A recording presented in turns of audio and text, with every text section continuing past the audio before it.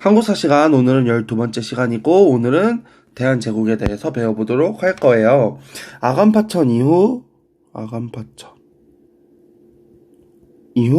고종은 어디로 돌아가냐면 덕수궁으로 돌아갑니다. 경운궁이라고도 하는데 이 덕수궁으로 돌아간다는 것 알고 있고 이 사진이 그 덕수궁에 있는 석조전입니다. 오늘 그 고종, 대아간파천 이후의 고종의 활동에 대해서 살펴볼 거예요. 일단은 청일전쟁부터 독립협회까지 암기법 복습 한번 하고 수업 진행하도록 하겠습니다. 새끼야, 간섭, 마, 독립할 거야. 이렇게 외우면 된다고 했죠. 새끼는 시모노세키 조약이었어요. 이거는 청나라랑 일본이랑 싸웠는데 누가 이겼다? 일본이 이겼다는 조약입니다. 이때 일본이 어딜 가져가냐면 청이 어디를 가져가요? 요동반도를 가져가요. 근데 이 요동반도를 노리고 있던 나라가 있었지? 어느 나라? 러시아가 프랑스와 독일을 끌어들여서 무슨 간섭? 삼국 간섭. 그래서 러시아한테 뱉어낸단 말이야. 일본이 청나라한테 뱉어내. 그러니까 조선 내에 무슨 파? 친러파가 팍 등장하게 되고 이 친러파의 핵심 인물이었던 누구를? 민비, 명성황후를 죽이는 게 을미사변. 그리고 을미개혁이지. 을미개혁. 을미개혁에 어떤 내용이 있었지 얘들아? 태양을 건진 단종소후가 있는 거지. 태양력 사용, 을미개혁, 건양연호, 진위대, 친위대, 단발령, 종두법, 소학교 설치, 우편제도 실시. 이렇게 그냥 줄줄 외워주셔야 합니다. 그러고 을미개혁을 실시하지만 고종이 어떻게 해? 러시아 공사관으로 돌아가는 아간파천이 일어나는 거지. 아간파천 이후에 독립협회가 활동을 한다까지 배웠습니다. 맞지요? 다음엔 대한제국에 대해서 살펴볼 거야. 대한제국에 대해서 살펴보도록 하겠습니다. 아간파천 이후에 러시아의 내정 간섭이 심화됩니다. 고종이 황궁을 요구하는 상소와 독립협회 요구로 인해서 고종은 경운궁, 지금의 덕수궁으로 이제 돌아오게 됩니다. 근데 이 시기는 러시아와 일본의 세력 균형이 있는 시기였어요. 그래서 고종은 이때를 맞추어서 대한제국을 수립합니다. 대한제국이야 얘들아. 선생님이 설명했는데 옛날에는 황제는 한 명이야. 그리고 황제 밑에 뭐가 있는 거야? 왕이 있는 거야. 왕. 황제 밑에 왕. 그리고 이 황제는 중국이었지. 중국. 바로 어디? 청나라. 그리고 이 왕 중에 하나가 뭐야? 조선이었던 거야. 그래서 조선은 제후국이었어. 그러니까 이 황제 밑에 나라를 제후국이라고 부르는데 왕이었단 말이야. 근데 전 세계 이 고종이 그때 당시에 정세를 살펴보니까 전 세계는 다 황제의 나라라는 거야. 다. 황제가 한 명이 아니라 다 황제의 나라야. 다. 일본도 있고요. 일본도 황제고 중국도 황제고 그다음에 러시아 황제가 있습니다. 황제. 근데 우리만 왕이야. 그러니까 우리를 어떻게 하는 거야? 제국으로 승진하는 거지. 왕의 나라에서 황제의 나라로 일부러 올리게 됩니다. 그래서 본인이 스스로 황제에 즉위하게 돼요. 황제 즉위식을 거행하고 연호를 광무라고 씁니다. 광무. 연호 내가 얘기했지. 연호의 개념 첫 번째 시간에 우리 배웠고 광무. 야 잠깐만. EX가 아니라 CF. 잠깐만. 을미개혁 때는 연호가 뭐였지? 맞아. 건양이었어. 근데 이제 대한제국이 수립되면서 고종이 건양이라는 연호에서 뭘로 바꾸는 거야? 광무라는 연호로 바꾸게 되는 거야. 대한제국 수립 이후 정부는 황제권 강화를, 독립협회는 민권의 확대를 추구합니다. 이거 한번 살펴보고 갈게요. 이 논란이 굉장히 많았습니다. 그러니까 뭐냐면 대한제국 수립한 이후에 정부는 뭘 추구하고? 황제권의 강화를 추구하는 거야. 근데 독립협회는 민권의 강화를 추구하는 거지. 그러면 이 민권과 황제권은 같이 성장할 수가 없습니다.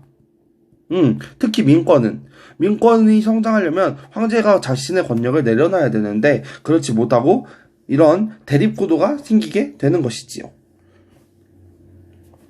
고종은 대한국 국제라고 하는 대한국 국제를 통해서 전제 군주 국가임을 밝히게 됩니다. 대한국 국제 볼게요. 이건 뭐냐면 대한국의 헌법과 같은 거야. 대한제국의 헌법과 같은 것. 대한국 국제를 보겠습니다. 대한국은 세계 만국에 공인된 자주 독립된 제국이다. 자기 혼자 자주 독립을 주장하고 있지요. 우리 고종 세계를 정확히 보지 못한 것 같아요. 이것은 사실 의미가 없었거든요. 2조 대한제국의 정치는 과거 500년간 전래되었고 500년 동안 전래됐고 앞으로 만세토록 불변할 전제정치이다. 과연 만세토록 불변했을까요? 3조 대한국 대항제는 무한한 군권을 가지고 있다. 자신의 권력만 상승시키려고 하는 모습을 보이는 거죠. 5조 대한국 대항제는 국내의 6회군을 통솔하고 자기가 군대를 다 통솔합니다. 그리고 계엄과 계엄 해제를 명한다. 본인이 모든 권력을 가지고 있는 거죠. 대한국 대항제는 조약 다 본인이 체결한다라고 규정하고 있어요. 뭔 소리냐면 황제에게 이렇게 적어놓았으면 좋겠어요. 모든 권력을. 황제한테 모든 권력을 주는 문서가 바로 대한국 국제였습니다. 그리고 대한제국을 수립하면서 고종은 광무개혁이라고 하는 개혁을 실시합니다. 이 광무개혁은 개혁 원칙이 있어요. 바로 구본신참입니다. 점진적인 개혁을 의미하는데요. 해석해보면 이렇게 해석할 수 있어요. 옛것을 근본으로 하고 새것을 참고한다. 옛것을 옛 구자입니다. 본 근본으로 삼고 새로운 것을 참고한다. 이렇게 구본 신참 옛것을 근본으로 삼고 새것을 참고한다. 이거는 비슷한 거는 뭐냐면 동도석이랑 비슷한 말입니다. 결국 동도석이랑 비슷한 말인데 여기서 만약에 광무개혁의 개혁 원칙을 쓰라고 하면 동도석이라고 쓰면 안 되고 여기서는 내용은 비슷하지만 구본신참이라고 적어줘야 합니다. 되게 이 구본신참을 쓰라고 하는 문제가 나올 수 있어요. 광무개혁의 실질적인 핵심 구호는 뭐였다고요? 구본신참이었다고. 구호, 원칙. 근데 이제 내용을 살펴보자는 거야. 군사적으로는 원수부를 설치합니다. 이거 별표 셋. 원수부를 설치해서 모든 권력을 황제에게 가져갑니다.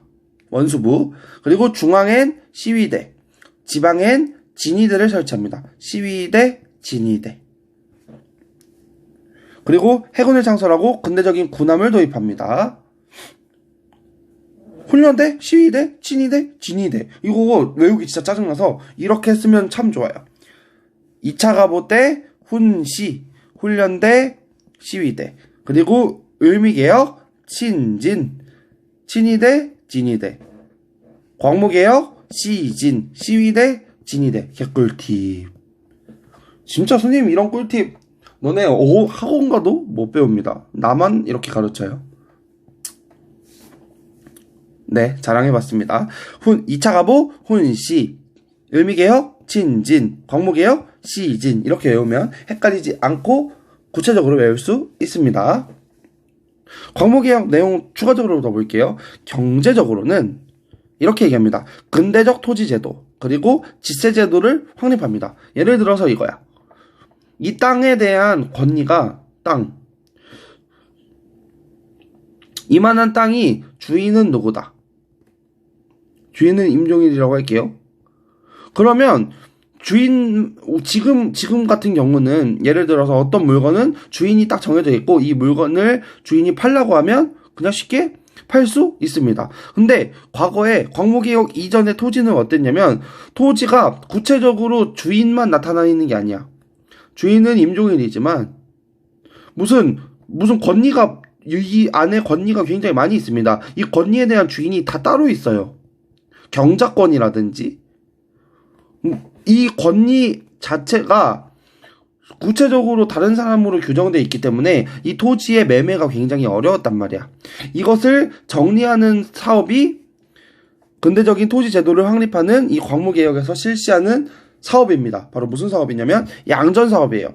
양전. 이거 우리 흥선대원군 할 때 배웠지? 토지를 측량하는 거였어. 땅을 측량하는 사업. 그리고 지게를 발급합니다. 이건 뭐냐면 토지 문서예요. 지게를 발급합니다. 양전 사업을 하기 위해서 양지화문을 설치하고, 그래서 토지를 측량하고 토지 소유자를 조사합니다. 토지가 어디부터 어디까지가 누구 땅이다. 그리고 토지 소유자는 누구다를 조사하는 거야. 그리고 토지 문서를 발급하는 거지. 지게 아문을 설치해서 지게를 발급합니다. 지게, 토지 문서라는 의미입니다. 토지 문서. 근대적인 공장, 회사 설립했어요. 섬유, 운수, 광업, 철도. 은행은 한성은행, 대한천일은행 같은 은행도 설립했습니다.